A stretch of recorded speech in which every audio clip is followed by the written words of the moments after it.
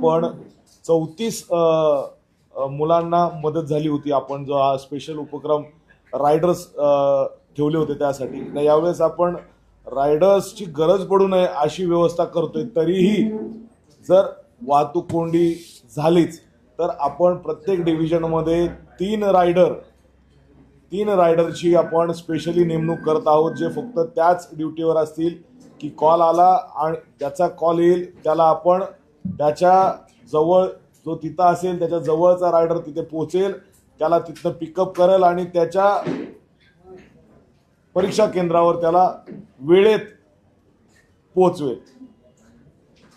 त्याच्यासाठी आपल्याकडे 3 helpline number आहेत. 8263000300, 8286400400 आणि तिसरा व्हॉट्सअपचा, याच्यावर फक्त व्हॉट्सअपच कॉलिंग होईल. हा नंबर आहे 7039003866.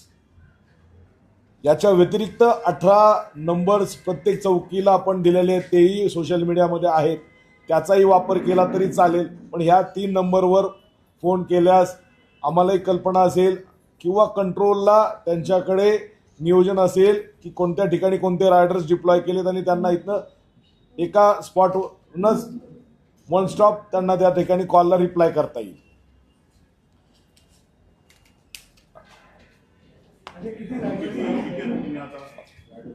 आपल्याकडे 18 युनिट्स आहेत. 18 युनिट्स इंटू 3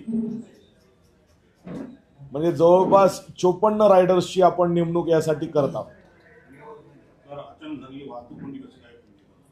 अचानक जे आपण स्पॉट्स आयडेंटिफाय केलेले आहेत, जसं खारेगाव असेल, घोडबंदर रोड असेल, आनंदनगर असेल किंवा आनंदनगरपर्यंतचे जे ब्रिजेस असतील किंवा मानपाडा, आता शीळ कल्याण रोडला मानपाडा जंक्शन आहे, या ठिकाणी एखादं जड अवजड वाहन बंद पडलं, त्या काळात त्याला तात्काळ पहिल्या 10 मिनिटात रेस्क्यू करण्यासाठी किंवा त्याला तिथने जो बंद पडलेला आहे ते घेऊन बाहेर सोडण्यासाठी आपण त्या ठिकाणी त्या कन्सर्न्ड एजन्सीज मार्फत त्या ठिकाणी क्रेन्स डिप्लॉय करत आहोत.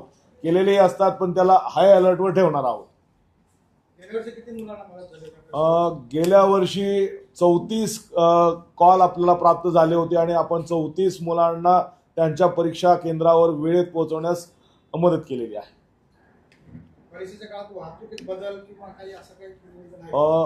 परीक्षेच्या कालावधीमध्ये जो नोटिफिकेशन आहे त्याचं 100% पालन करण्याचा प्रयत्न करण्याबाबत कल्पना दिलेली आहे. तसंच सगळ्या ट्रान्सपोर्टरशी बोलणं झालेलं आहे. आजच माणकोलीला त्या संबंधात बैठक होती, त्याच्यात त्या ट्रान्सपोर्टर्सलाही कल्पना दिलेली आहे की आपण ह्या जो पीक आवर्स जो सकाळी 10चा आहे, 10 ते 11च्या दरम्यान जे मुलं शाळेत जाणार आहेत त्या टायमिंगला कोणत्याही प्रकारचं जड अवजड वाहन आपलं याच्यावर येऊ नये. तरी आल्यास आपण त्याच्यावर कायदेशीर कारवाई करून घेऊ.